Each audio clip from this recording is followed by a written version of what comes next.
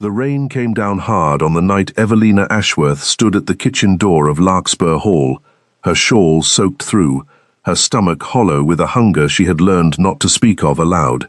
She was not begging for herself alone. Her mother had not eaten a proper meal in 3 days, giving her portion to the younger children, and Evelina had walked 2 miles in the dark to ask Mrs. Pemberton Evelyn's own family's grand kitchen for whatever scraps the great house could spare. It was a humiliation she had rehearsed 100 times in her mind, and still it did not prepare her for the shame of actually standing there, knuckles raised to knock, knowing that inside those warm golden windows sat the family that had once called her cousin, before poverty made her an inconvenience they preferred to forget. She let her hand fall before she knocked. It was easier to imagine dignity than to perform it. A voice came from the shadows near the wood stack, low and unhurried. "You look as though you are arguing with a door." Evelina startled and turned. A man sat on an overturned crate beneath the eave, out of the worst of the rain, but not sheltered from it entirely. His coat patched at the elbow, his boots caked with the mud of the lane, a beard shadowing a jaw that looked as though it had not been barbered in weeks. A beggar, she thought, or a tinker between towns, one of the many drifting men the war and the harvests had left without a trade. His eyes, though, unsettled her. They were too steady, too attentive, for a man who owned nothing. "I did not mean to disturb you," she said, drawing her shawl tighter. "You have not disturbed me. I have been disturbing myself for an hour, wondering whether the cook here has any mercy in her, or only rules." He tilted his head toward the door. "You are hungry." It was not a question, and something in her chest reacted to being seen so plainly, after months of being invisible to everyone who mattered. "I am asking on behalf of my family," she said, lifting her chin. "There is no shame in that." "No," he agreed, and something shifted in his voice, quiet and certain. "There is no shame in it at all." They knocked together, in the end, because he rose and rapped twice on the door before she could stop him, and when the cook opened it with a lantern raised and a scowl already forming, it was the stranger who spoke first, asking with unhurried courtesy whether there might be bread and broth enough for 2 hungry travelers who meant no trouble. Evelina would remember, later, how strange it was that a man with nothing to his name spoke to a cook as though he were accustomed to being obeyed, and how the cook, gruff as she was, softened before that quiet authority as though some old instinct told her to listen. She did not yet know his name. She did not yet know that within a fortnight the whole of the county would know it, and that her own fate, and her sister's, and the future of Larkspur Hall itself would turn upon a man she had first mistaken for a beggar in the rain. 3 years earlier, the Ashworths had been a family of modest comfort, not wealth, but enough.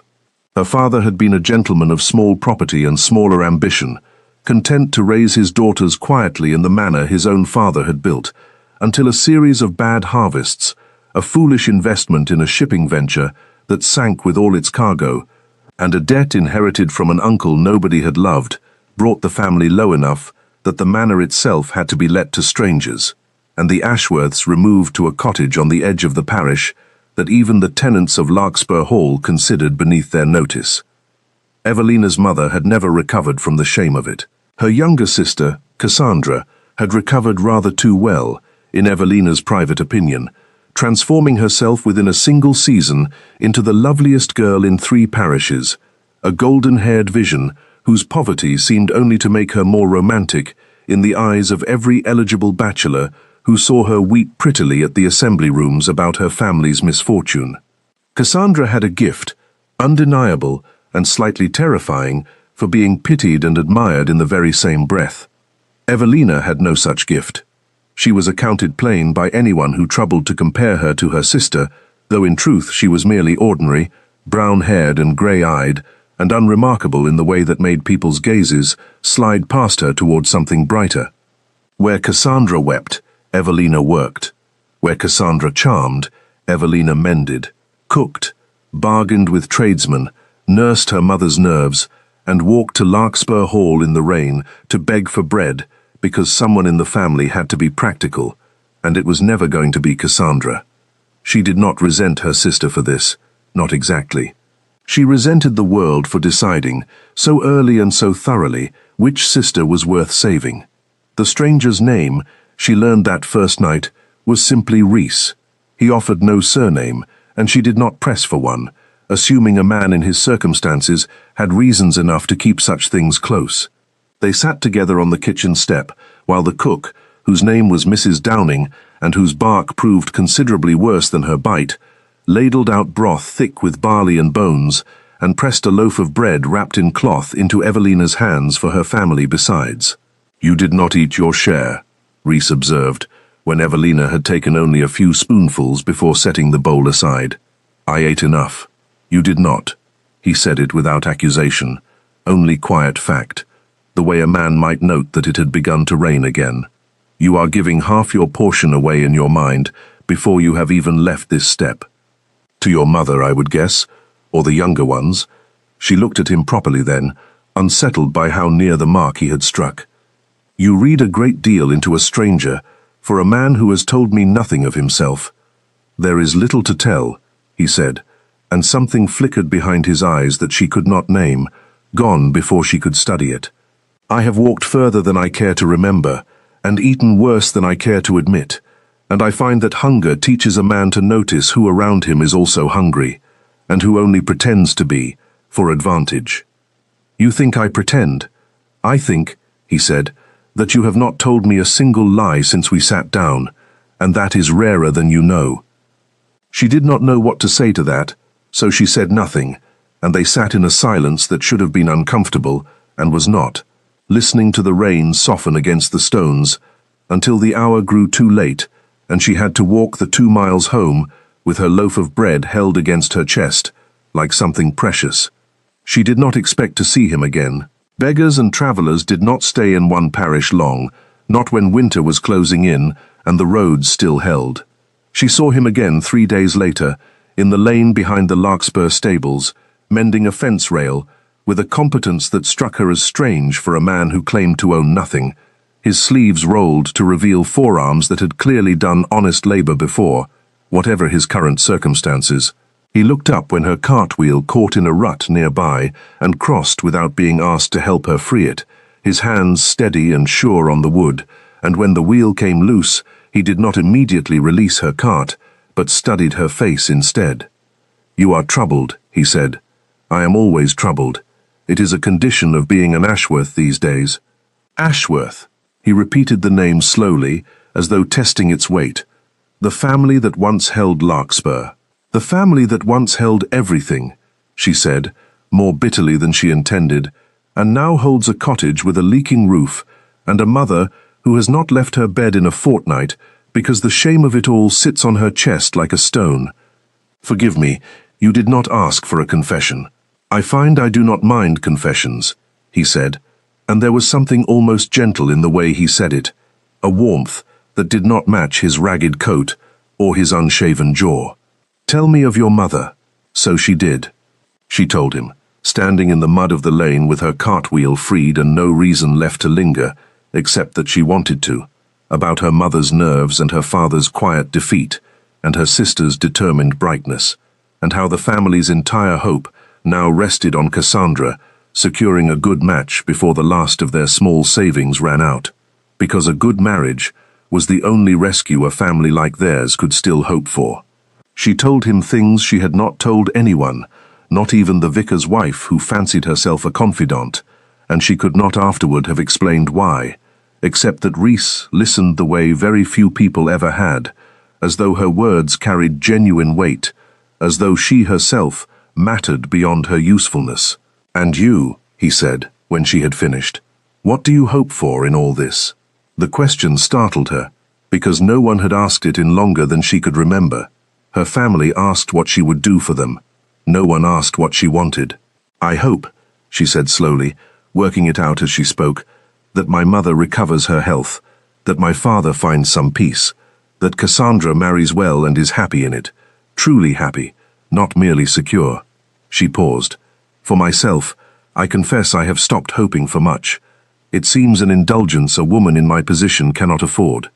Something crossed his face then, quick and troubled, gone before she could name it.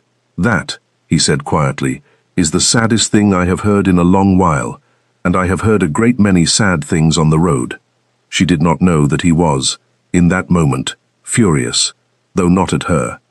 She did not know that the fury was directed at a world that had taught a clever, generous, quietly extraordinary woman to consider her own happiness an indulgence, and that the man standing before her in a beggar's coat had spent the last decade of his life being told the precise opposite, that his happiness was the only thing that mattered, by people who wanted something from him in return for saying so.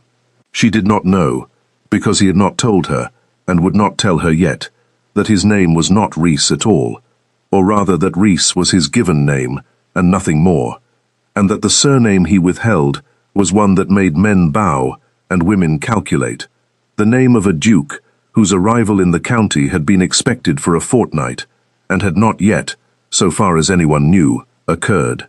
The Duke of Ashcombe had come early, and in disguise, for reasons that had everything to do with a letter his late father had written him on his deathbed, and a promise extracted with his final breath. His father had arranged, years before, an understanding between the Ashcombe title and the Larkspur family, back when the Ashworths still held their manor and their fortune, a quiet contract that if circumstances allowed, the Ashcombe heir would marry an Ashworth daughter, uniting two old families and two adjoining estates. The understanding had lain dormant through his father's illness and his own mourning, until his father's dying wish revived it, along with a warning that troubled Rees more than he liked to admit. "Do not trust the report of a ballroom," his father had said, gripping his hand with the last of his strength. "A ballroom will tell you who is beautiful. It will not tell you who is good. Go and see for yourself, before you commit the estate and your own heart to a stranger's word."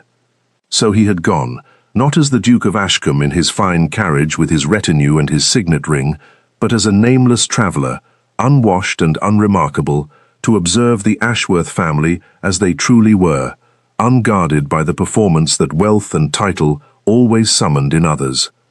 He had watched Cassandra Ashworth at the village well, charming and lovely and utterly aware of her own charm, weeping artfully to an audience of two farmers' wives about her family's reduced circumstances in a manner so calculated that he had felt something in him grow cold and wary. He had not yet found her sister, the elder one, the one his father's old correspondence had mentioned only in passing as sensible and likely to be overlooked. He had not expected to find her at a kitchen door in the rain, hungry and proud, and giving away her own dinner in her mind before she had even eaten it. He had not expected, in the days since, to find himself arranging his mending work and his errands to fall in her path, to find himself thinking of her grey eyes and her quiet, unpolished honesty at odd hours of the night, when he ought to have been thinking of estate ledgers and tenant complaints, and all the duties that awaited him the moment he resumed his true name. He had expected, if he was honest with himself, to find in Cassandra Ashworth a wife suitable to a duke's requirements, beautiful and biddable, and grateful for rescue. He had not expected to fall, slowly and without permission, for her overlooked sister instead. The days that followed brought Evelina and Rees together, with a frequency that she told herself was coincidence, though some quieter part of her suspected otherwise, and did not examine the suspicion too closely, for fear of what hoping for it might cost her. He appeared at the edge of the market when she went to haggle over the price of flour, and somehow the miller's son gave her a fairer price than usual, though she never saw Rees speak a word to him.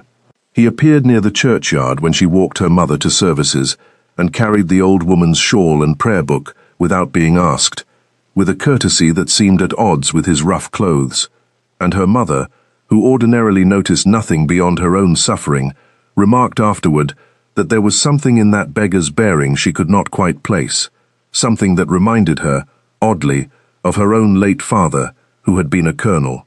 "He carries himself like a man who has commanded other men," her mother said, "not like a man who has begged from them." Evelina laughed the observation away at the time, though it lodged in her mind like a splinter, small and persistent. It was in the orangery at Larkspur Hall, of all places, that the bond between them deepened past the point of easy denial. Evelina had gone to the great house on an errand for the new tenant family who had let the manor, delivering mended linens Mrs. Downing had commissioned from her, since sewing was one of the few skills that still earned the Ashworths a little coin.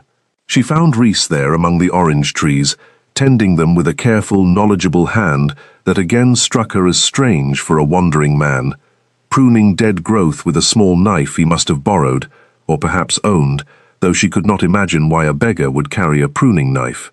"You have a gift for growing things," she said, setting down her basket of linens. "I have had a great deal of time to learn it," he said, which she took, wrongly, to mean the idle hours of a vagrant's life, and which he meant, truthfully, to mean the long, solitary years since his mother's death, when the gardens of Ashcombe had been the only place his grief felt private enough to breathe. "Tell me something true," she said suddenly, surprising herself with her own boldness. "You have listened to my confessions for a fortnight now, and told me nothing in return. Tell me something true about yourself, Rhys, or I shall begin to think you have no truths to tell." He set down the knife.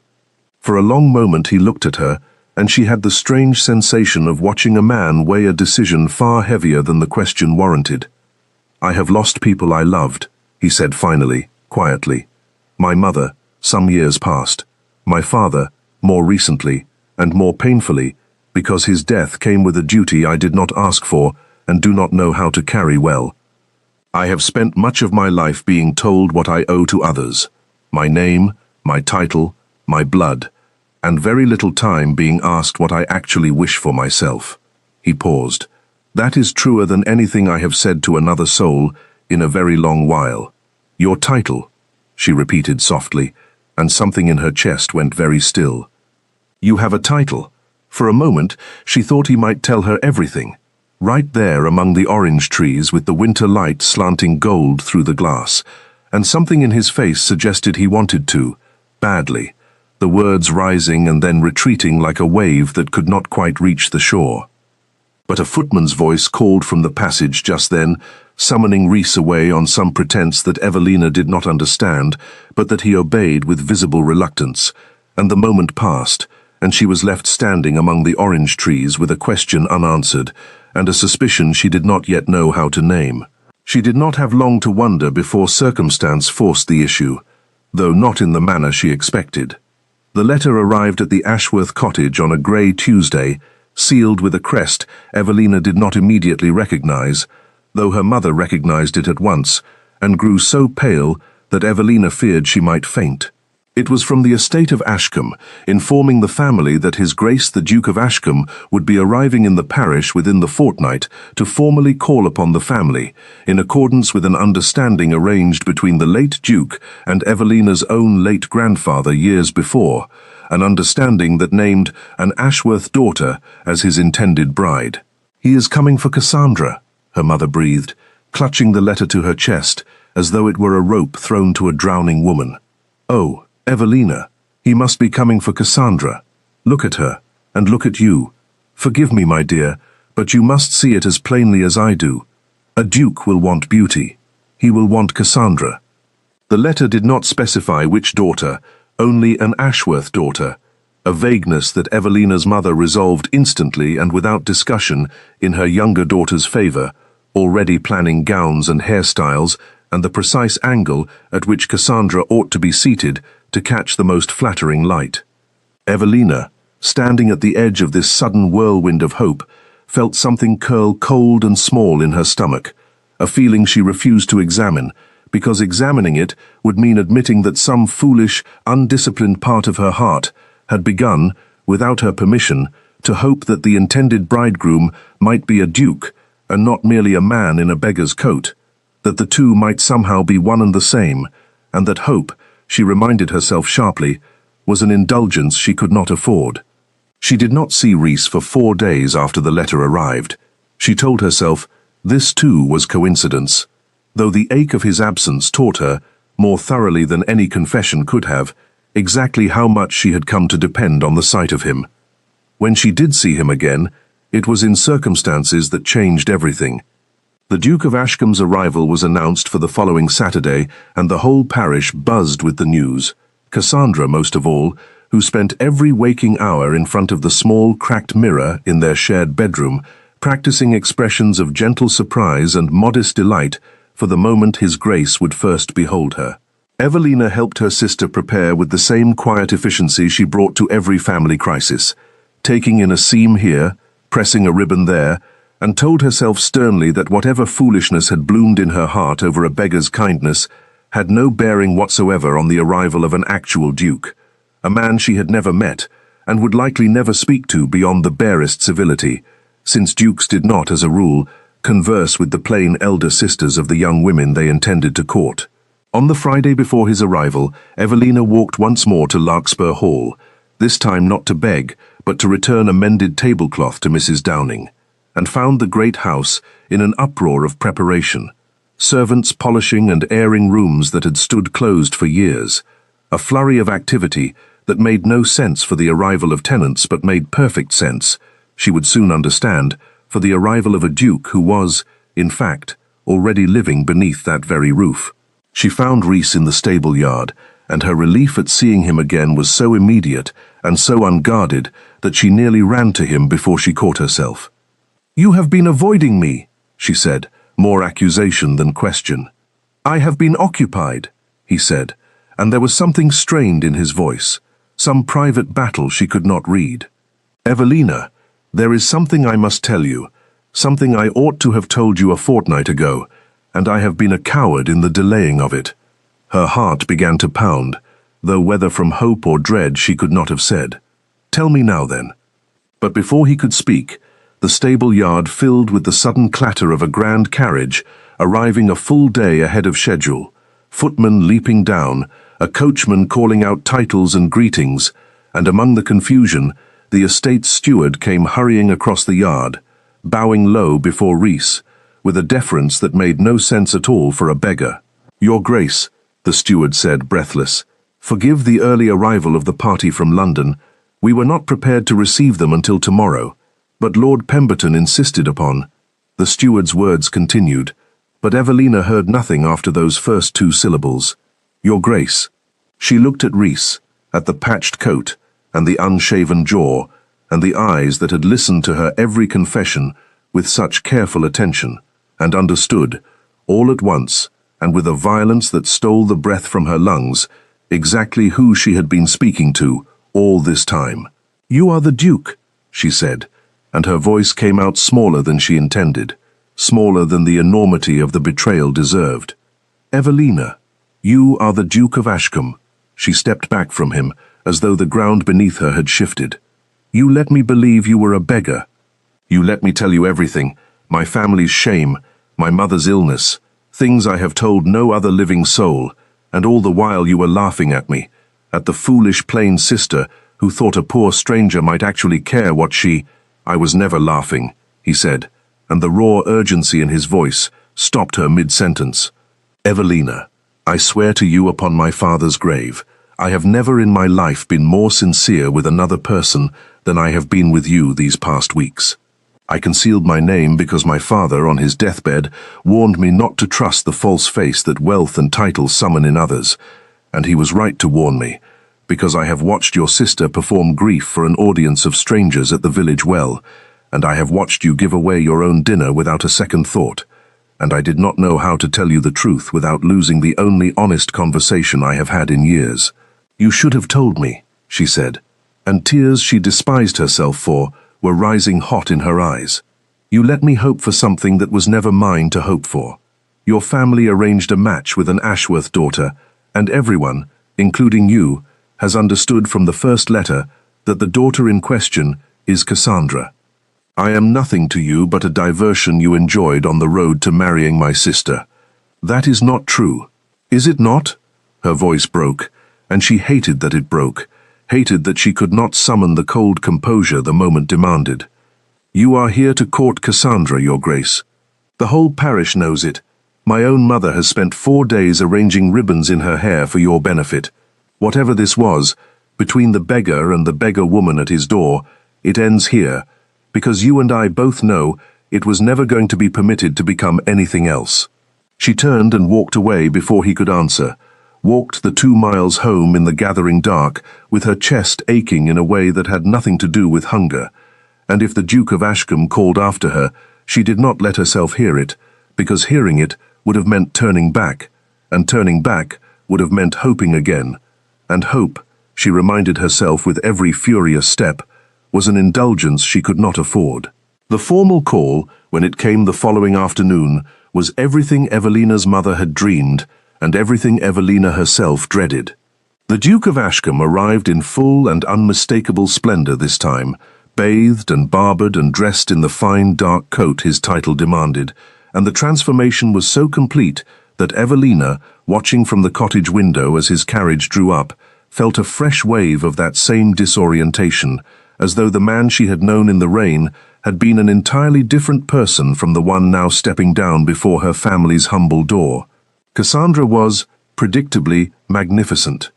She had chosen a gown of pale blue that set off her golden hair to perfection, and she greeted the Duke with exactly the blend of modesty and warmth she had spent 4 days rehearsing, and Evelina watched her mother's face glow with a hope so naked and so desperate that she could not bring herself to resent her sister for succeeding at the very thing the family needed her to succeed at.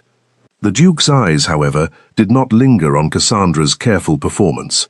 They found Evelina instead, standing at the edge of the room in her plain grey dress, and held there with an intensity that made her mother frown in confusion and Cassandra's smile falter, just slightly, at the corners.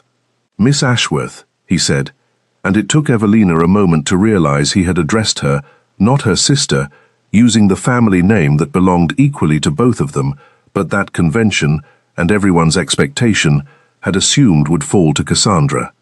"I wonder if I might beg a private word." The word beg struck Evelina like a small, deliberate blow, and she saw, in the flicker of his gaze, that he had chosen it on purpose, a quiet echo of the night at the kitchen door, that only the two of them would understand. "I do not think that would be proper, Your Grace," Evelina said stiffly, aware of her mother's stricken face and Cassandra's rising color. "Then I shall say what I must say here, before your family, since privacy is apparently a luxury denied to us both." He turned to address the room, though his eyes returned always to Evelina. "I came to this parish a fortnight ago, not as the Duke of Ashcombe, but as a nameless traveller, because my father's dying wish was that I judge my future wife by her true character, unclouded by the performance that title and wealth inevitably summon. I have spent that fortnight observing your family as you truly are, and I will not pretend the observation was without its disappointments." Cassandra's face had gone quite pale. "I watched a young woman weep artfully to strangers, at a village well, about a misfortune she treated as a stage upon which to display her own charms," the Duke continued, and though he did not name Cassandra outright, no one in the room mistook his meaning. "And I watched another young woman walk 2 miles in the rain to beg for bread on her family's behalf, and give away her own portion of it without a second thought, and speak to a ragged stranger with more honesty and more kindness than I have received in a decade of London ballrooms." He paused, and his voice, when it continued, had softened into something private and unguarded, meant, Evelina understood, only for her, though he said it before them all. "I did not fall in love with the Duke's convenient arrangement, Miss Ashworth. I fell in love with a woman who gave away her dinner to a beggar in the rain, and who has looked at me these past weeks with more honesty than anyone else in my acquaintance has managed since my father died." The room had gone utterly silent. Evelina's mother pressed a trembling hand to her mouth. Cassandra stood very still, 2 spots of furious color rising in her cheeks. "You cannot mean this," Evelina whispered, torn between the wild hope surging in her chest and the certainty that hope of this size could not possibly be permitted to survive contact with reality. "The arrangement was for a larkspur match, a suitable match, and I am not. Your Grace, I am the elder sister. I am considered plain.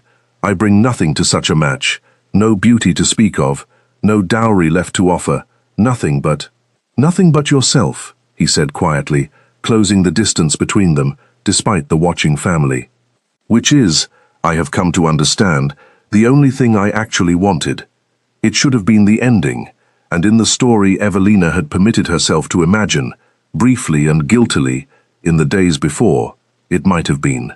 But the world she lived in was not so simple as a single declaration in a crowded parlor, and the days that followed brought complications neither she nor the Duke had fully anticipated. Cassandra, humiliated before her own family and stripped in a single afternoon of the future she had spent months constructing, did not accept the reversal with grace. She retreated to their shared bedroom and did not emerge for 2 full days, refusing food, refusing conversation, and when she finally did speak to Evelina again, it was with a coldness that cut deeper than any argument could have. "You have taken the only thing that might have saved this family," Cassandra said, her voice flat and brittle. "Do you understand what you have done? Mother's health, father's peace, the roof over our heads. All of it depended on a marriage I was raised from the cradle to secure. And you have stolen it from me with nothing but a sad story about giving away your dinner." "I did not steal anything," Evelina said, though guilt still gnawed at her, unbidden and unwelcome. "I did not seek this, Cassandra.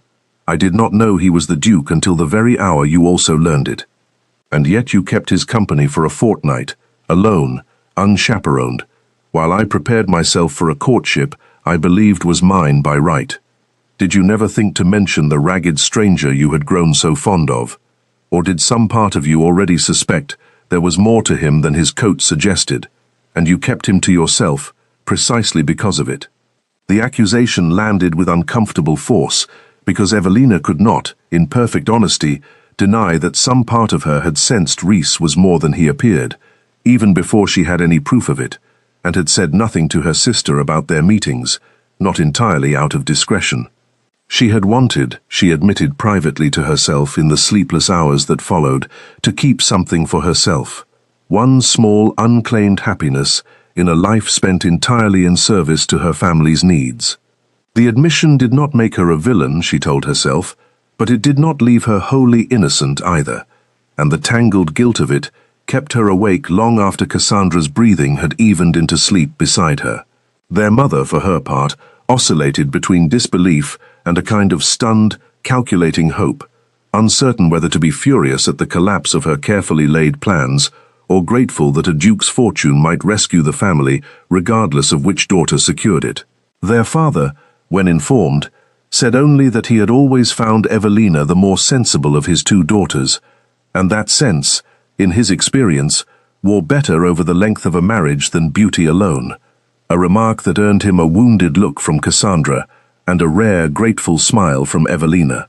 The Duke called again 3 days later, and this time Evelina agreed to walk with him in the small garden behind the cottage, chaperoned at a discreet distance by her mother, who had recovered enough of her composure to at least observe the proprieties. "Your sister is not wrong to be angry," Rhys said, as they walked between the frost-touched rose bushes. "I have upended her expectations without warning, and though I do not regret my choice, I regret the pain it has caused her. I would not have you carry guilt on my account, Evelina, but I understand if some measure of it lingers regardless." "It does linger," she admitted. "She is my sister. Whatever grew between us, it grew at some cost to her, and I cannot pretend otherwise simply because the outcome favors me." "Then let us find some way to lessen that cost, if we can," he said. "I have influence enough to see her well established regardless of this outcome. A proper season in London, introductions to families of good standing who would value her beauty and her wit without the complication of a broken arrangement hanging over her. It will not undo the humiliation of this week, but it need not be the ruin she currently believes it to be." It was, Evelina thought, exactly the kind of gesture she might have expected from the man who had listened so carefully to her confessions in the rain, generous without being performative, practical without being cold, and she found herself studying his face with something that had moved, quietly, and without her quite noticing the transition, well past mere gratitude. "Why me?" she asked suddenly. "You could have had any woman in the county, Your Grace, once your title was known. Why choose the plain, overlooked sister, when the beautiful one was so readily available and so eager?" He stopped walking and turned to face her fully, and something in his expression made her breath catch. "Because eager is not the same as true," he said. I have spent my whole adult life surrounded by people who wanted something from my title, my fortune, my name, and I had begun to believe that was simply the nature of the world, that no one would ever want merely me. And then I sat on a kitchen step in the rain, in a coat that marked me as worth nothing at all, and a woman gave me half her bread and asked for nothing in return but conversation. Do you understand what that meant to a man who had forgotten such a thing was possible? I did not know who you were, she said softly. I would have given the same to any hungry stranger. I know, he said, and his voice held something close to wonder. That is precisely why it meant everything. The engagement, once formally announced, might have proceeded smoothly from that point, had it not been for a complication that arrived from London a fortnight later, in the form of Lady Priscilla Warfield, a cousin of the Duke's on his mother's side, a woman of considerable beauty and considerable ambition who had, it emerged, long harboured expectations of her own regarding the Ashcombe title, and who arrived at Larkspur Hall uninvited and thoroughly unwelcome, determined to see the engagement broken before it could be solemnized. You cannot be serious, Rhys, Lady Priscilla said, in a private audience she had all but forced upon him, her voice sweetened with false concern. A country nobody, with no dowry, no connections worth the mention, no beauty to compensate for the deficiencies of her birth. The whole of London will laugh, and the laughter will follow you both for years. Think of the family name. Think of what your father would have wanted. My father, Rhys said coldly, specifically warned me against marrying a woman chosen for her family name and her performance of charm, and specifically instructed me to seek out true character instead. If you knew him as well as you claim, cousin, you would know that Evelina Ashworth is precisely the choice he would have approved. But Lady Priscilla was not so easily dismissed, and having failed to move the Duke directly, she turned her efforts toward Evelina instead, calling upon her at the cottage under the guise of friendly welcome and spending the visit delivering a series of carefully aimed cruelties disguised as sisterly advice, remarking upon the shabbiness of the cottage's furnishings, the plainness of Evelina's gowns, the impossibility of a woman raised in such reduced circumstances ever managing a great household with the grace a duchess required. I do not say this to wound you, my dear, Lady Priscilla said, with a smile that suggested she said it precisely to wound her. I say it because someone ought to, before you find yourself humiliated before all of London society, unable to name the proper courses at a formal dinner, unable to converse with foreign dignitaries, unable to do anything but blush and stammer, while the ladies of the ton whisper behind their fans about the Duke's charity case. Is that truly the life you wish upon him, upon yourself? The words found their mark more effectively than Lady Priscilla likely intended, striking as they did against fears Evelina had already been nursing in private, unspoken even to Rhys, about her own suitability for the life he was offering her. She had grown up in reduced circumstances, long enough to feel, in her bones, that she did not belong among dukes and duchesses, that some fundamental deficiency in her upbringing would eventually reveal itself and shame them both. And Lady Priscilla's visit watered that private fear until it grew into something close to conviction. She said nothing of this to Rhys, not wanting to burden him with doubts she was ashamed to hold, and the silence between them, small at first, began to widen into something that troubled him without his fully understanding its cause. You have grown distant, he said, during a call a few days later, finding her quieter than usual, her answers shorter, her eyes avoiding his in a manner entirely unlike the honest directness he had come to treasure in her. Have I done something to wound you? No, she said, too quickly. I am only tired, Your Grace. The preparations for the wedding are considerable, and my mother's nerves require constant attending. He did not believe her. She could see it in the slight frown that creased his brow, but he did not press, and the unspoken doubt sat between them like a stone in still water, sending ripples neither of them acknowledged aloud. The rupture, when it came, arrived at a dinner Lady Priscilla had engineered with careful malice, inviting a party of London acquaintances to Larkspur Hall under the pretense of welcoming the future bride, but arranging the conversation throughout the evening to expose every gap in Evelina's unfamiliar education, every unfamiliarity with the customs and references of high society that Evelina's rural upbringing had left her without.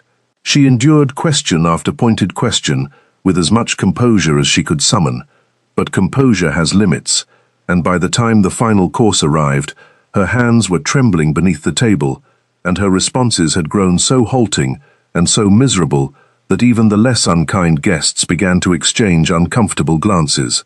Rhys, seated at the head of the table, watched this unfold with mounting fury, directed entirely at his cousin, and when he finally intervened, sharply enough to silence the table, the damage to Evelina's composure had already been done.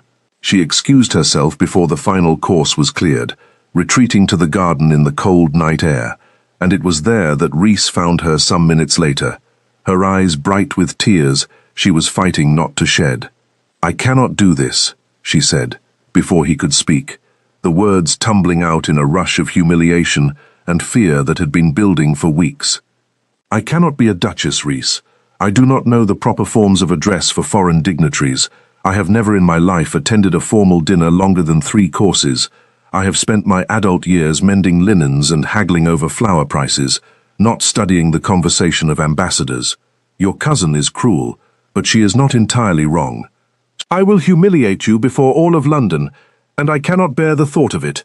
I cannot bear to become a burden to the very man who once told me, 'Hunger teaches us to notice who else is hungry,' only to discover that I am now the one starving, for a competence I was never taught and cannot summon on command." "Evelina, please," she said, stepping back from him, "let me finish, because if I do not say this now, I fear I never shall. I have spent my whole life being told I bring nothing to a room worth valuing, and I taught myself to believe it did not matter, because I had usefulness instead.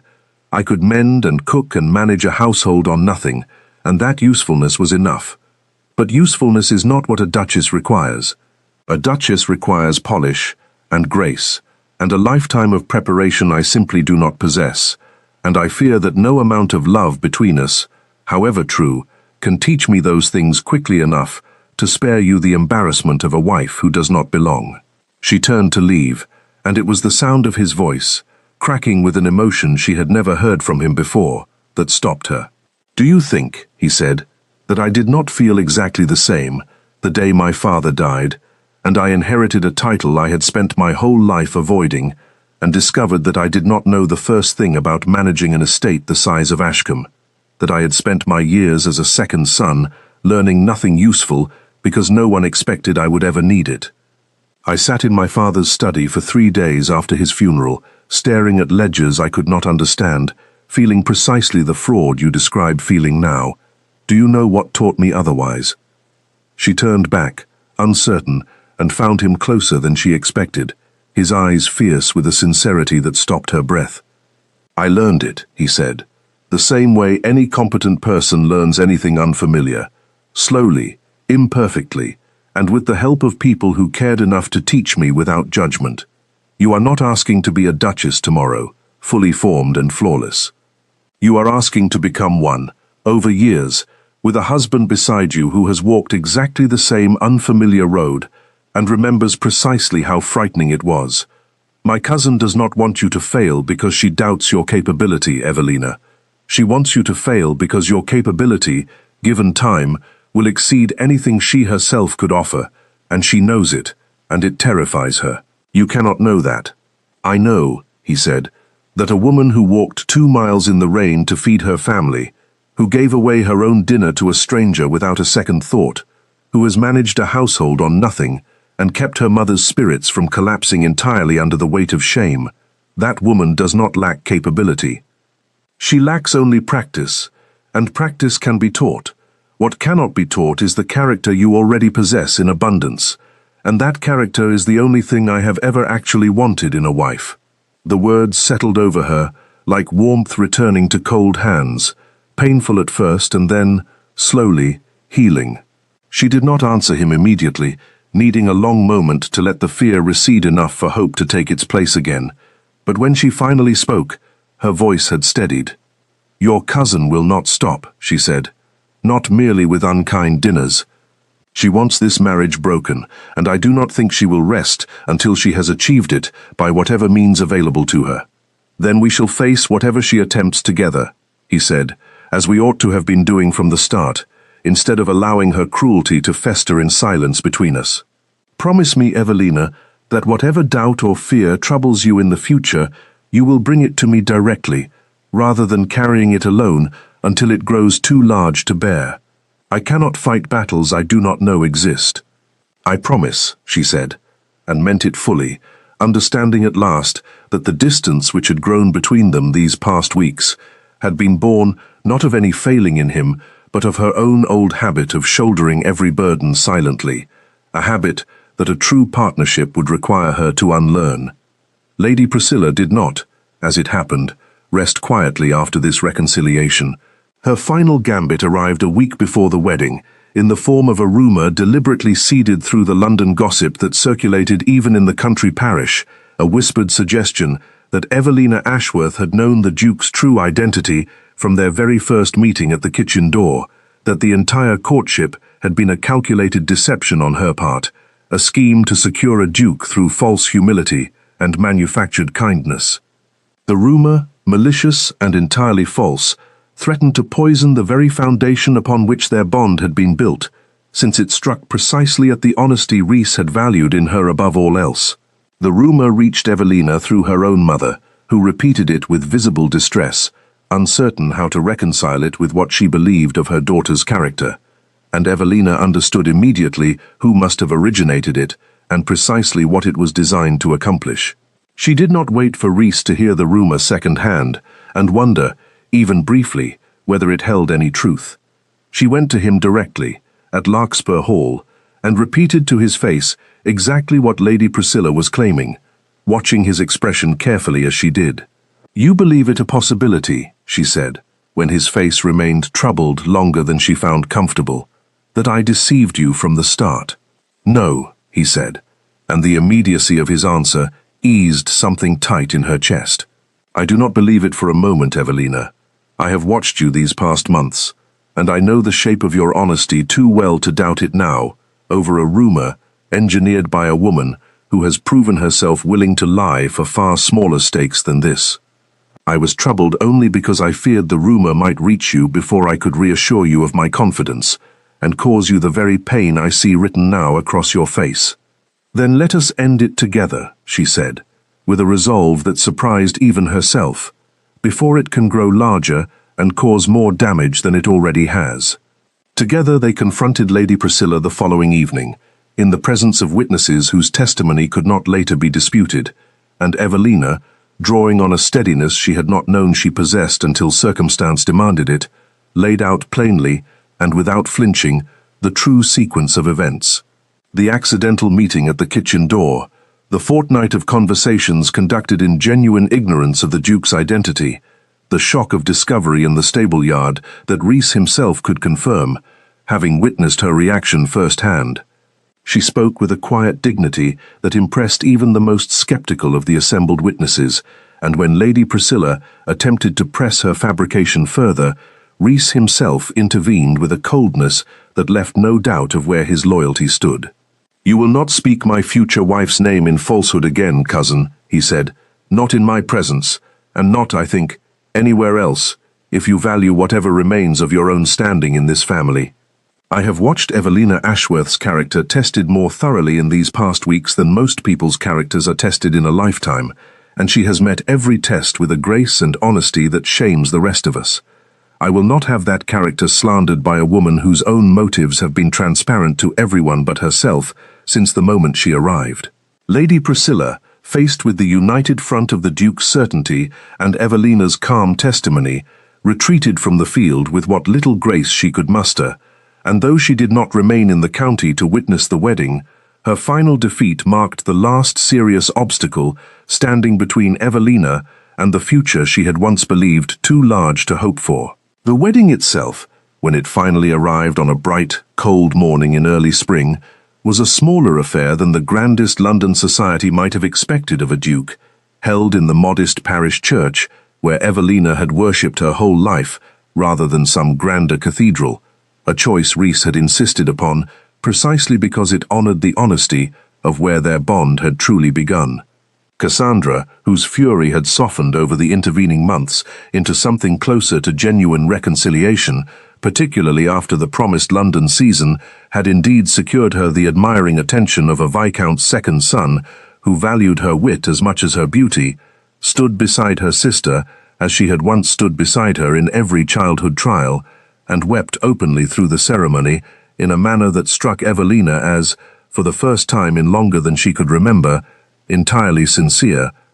Their mother, restored to health by the relief of the family's rescued fortunes, and by a peace she had not known in years, sat in the front pew, with tears streaming freely down her face, and their father, when called upon to give his elder daughter away, whispered to her at the altar's edge words that she would carry with her for the rest of her life. "I always knew," he murmured, "that the daughter who gave without counting the cost would someday receive without measure in return. I am only sorry it took the rest of us so long to see what was in front of us all along." Evelina looked past her father, past the small gathered crowd of neighbors and family, to where Rhys stood waiting at the altar, no longer disguised in a beggar's ragged coat, but dressed now in the fine attire his true rank demanded, and yet she saw in his eyes the very same steadiness she had first noticed on a rain-soaked kitchen step, the same quiet attention that had made her, a stranger to him then, feel seen and valued in a way she had almost forgotten was possible. Whatever finery surrounded him now, whatever title preceded his name, the man who had listened to her confessions in the rain and the duke who stood waiting to make her his wife were, she understood fully now, one and the same, and had been from the very first moment. "I once told you," he said quietly as she reached him at the altar, too quiet for anyone else to hear, "that there is no shame in hunger. I did not know then how hungry I myself had become, for something as simple and as rare as being truly known by another person. You fed that hunger before you ever knew my name, Evelina, and I have loved you every day since, more fully than I believed myself capable of loving anyone." "And I," she whispered back, "once believed that hoping for my own happiness was an indulgence I could not afford. You taught me otherwise, one rain-soaked evening at a time, and I do not intend to forget the lesson for the rest of our lives together." They were married before the small gathered congregation with a joy that needed no grand cathedral to magnify it, and if the story that travelled afterward through the county, and eventually through London society itself, grew a little more romantic in the retelling with each passing season, the essential truth at its heart remained exactly as it had always been. A woman had once begged at a kitchen door for bread to feed her hungry family, and in doing so had unknowingly fed a hunger far deeper than her own, the quiet, desperate hunger of a man who wanted, more than any title or fortune could provide, simply to be loved for himself alone.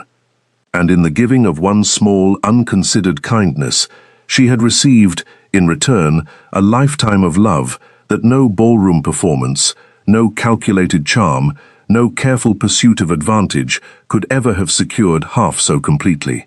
Years later, when their own children asked how their parents had first met, Evelina would tell them the story exactly as it happened, of a rainy night and a stranger on a crate, of bread shared between two hungry souls who did not yet know how much they had in common, and she would always end the telling the same way, with a lesson she hoped they would carry with them long after she herself was gone.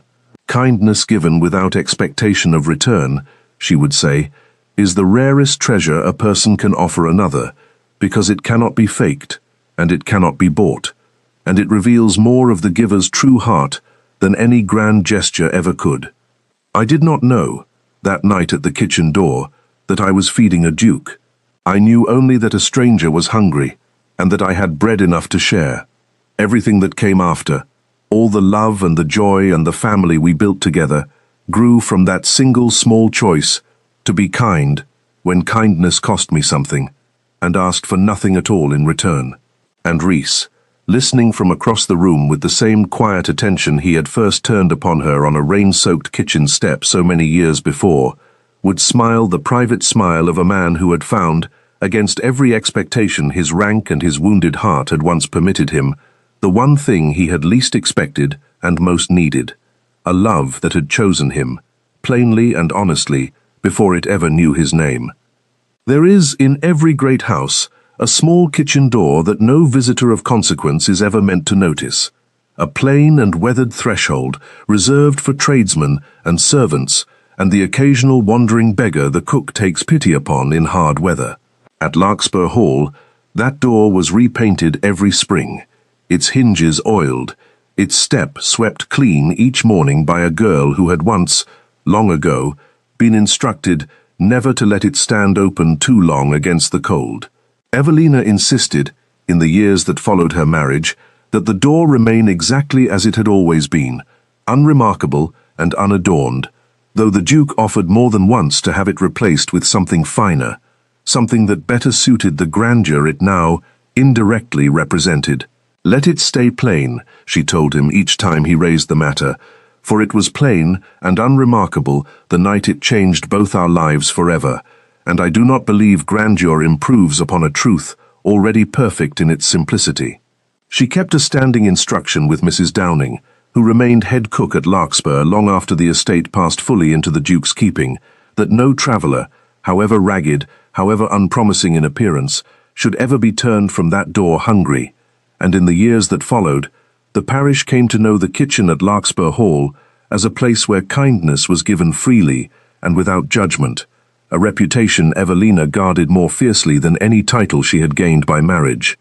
She often walked to that door herself, long after she had any practical need to, simply to sit upon the step in quiet evenings and remember the rain and the crate and the stranger who had asked her nothing more demanding than what troubled her heart, and had listened as though her answer mattered more than anything else in the world. Cassandra, for her part, married her Viscount's son within 2 years, and settled into a marriage that suited her considerably better than the one she had once schemed so hard to secure, for the young man valued her cleverness and her wit, precisely as she was, without requiring the constant performance of grief and charm that had once seemed her only currency.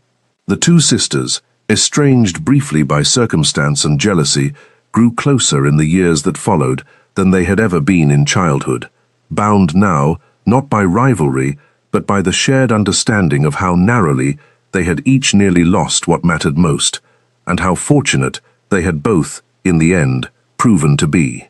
Their mother lived to see grandchildren born at Larkspur Hall, and often told anyone who would listen, with the particular pride of a woman who had once despaired entirely of her family's fortunes, that she had always known her elder daughter possessed a heart too large and too honest for the world to overlook forever, though privately she admitted to Evelina alone that she had, for one shameful season, very nearly overlooked it herself. As for the Duke, he kept, tucked always within his writing desk at Ashcombe, the small cloth in which Mrs. Downing had once wrapped a loaf of bread for a hungry stranger, and the woman who had shared her portion with him, worn soft now with age and handling, a private relic of the night an ordinary kindness had rewritten the whole of his future. He never told anyone but Evelina why he kept it, and she never asked him to explain, because she understood, without needing the words, that some truths were better held quietly between two people who had once been strangers to each other and had become, through nothing grander than shared bread and honest conversation, everything to one another instead. Long afterward, when guests at Larkspur Hall remarked upon the quiet warmth between the Duke and Duchess of Ashcombe, a warmth that seemed to deepen rather than fade with the passing years, the older servants would sometimes smile knowingly and say nothing at all, content to let the young couples among the household staff wonder at the mystery of it, and to keep, as their mistress had always kept, the small and sacred truth that the grandest love story the county had ever witnessed had begun not in a ballroom, nor a portrait gallery, nor beneath the chandeliers of a London season, but on a humble step in the rain, where a hungry woman had once knelt to share her bread with a stranger, never once asking what he might give her in return.